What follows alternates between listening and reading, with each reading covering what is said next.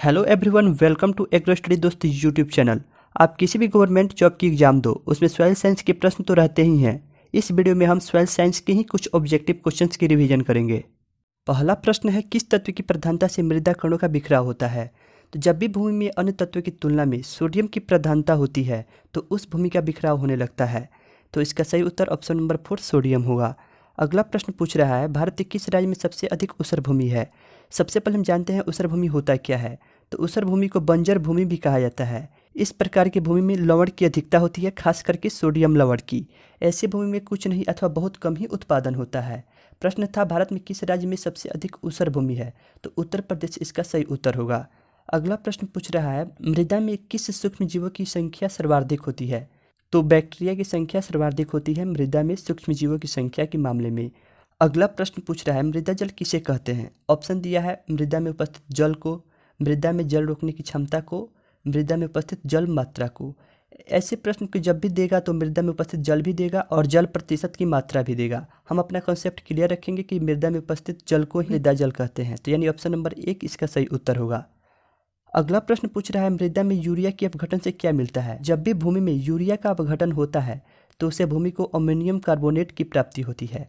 तो मृदा में यूरिया के अपघटन से अमोनियम कार्बोनेट की प्राप्ति होती है। अगला प्रश्न पूछ रहा है, मृदा के निम्नीकरण की क्रिया से उसके पीएच मान पर क्या प्रभाव पड़ता है? तो मृदा से निम्नीकरण का मतलब उस भूमि के गुणों में गिरावट आने से है, कमी आने से है। तो ऐसी कंडीशन में उस भूमि का पीएच मान भी घटने लगती है। तो उसका पीएच पर यही प्रभाव पड़ता है कि जब भी मृदा का निम्नीकरण होगा उसका पीएच मान भी घटने लगेगा।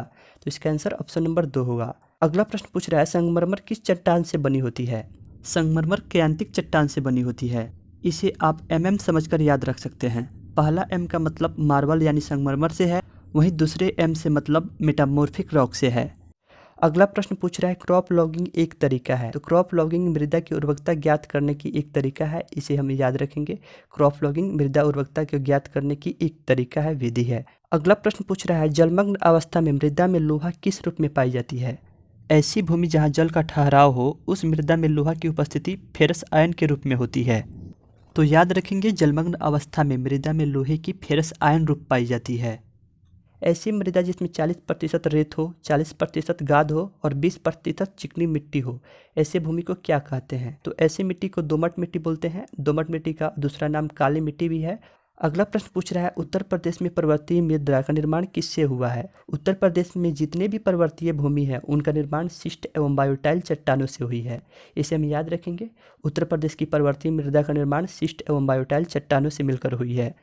जिप्सम किस प्रकार की भूमि के सुधार के लिए प्रयोग किया जाता है? तो ऐसी भूमि जिसमें क्षारीयता गुण बहुत ज़्यादा हो जाती है, उसके गुणों को सामान्य बनाने के लिए उस भूमि में जिप्सम का प्रयोग किया जाता है।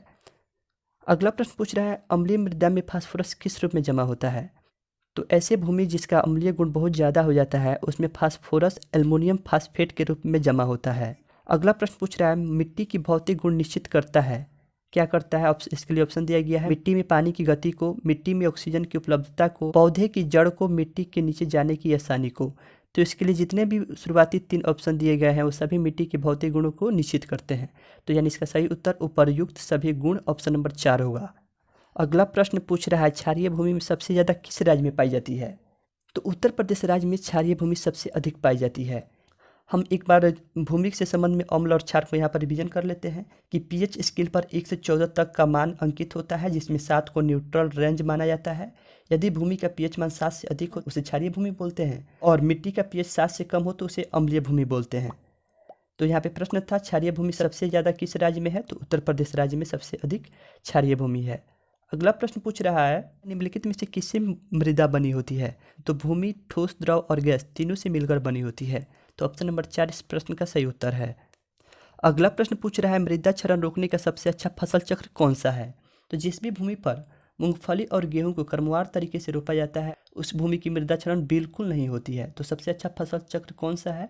तो मूंगफली और गेहूं। अगला प्रश्न पूछ रहा है, निम्नलिखित में से कौन सा मृदा कटाव नहीं करता? इसके लिए ऑप्शन दिए गए हैं, पशु द्वारा अधिक चराई, वनों का विनाश, झूमिंग खेती, फसल चक्र। तो यहाँ पे प्रश्न दिया गया है कौन नहीं करता? तो ऑप्शन नंबर 4 फसल चक्र मृदा कटाव बिल्कुल नहीं करता। और यहाँ पे ऑप्शन नंबर 3 में झूमिंग खेती दिया गया है। तो यहाँ पे हम जान लेते हैं झूमिंग खेती होता क्या है। यह एक आदिम प्रकार का कृषि है जिसमें सबसे पहले वृक्षों तथा वनस्पतियों को काटकर उन्हें जला दिया जाता है। फिर साफ की गई भूमि पर पुराने उपकरणों द्वारा उसकी जुताई की जाती है और फसल की उत्पादन किया जाता है। तो इस प्रकार की खेती से भी मृदा की कटाव होती है। प्रश्न था उसका, निम्नलिखित में से कौन सा मृदा कटाव नहीं करता? तो फसल चक्र ऑप्शन नंबर 4 इस प्रश्न का सही उत्तर होगा।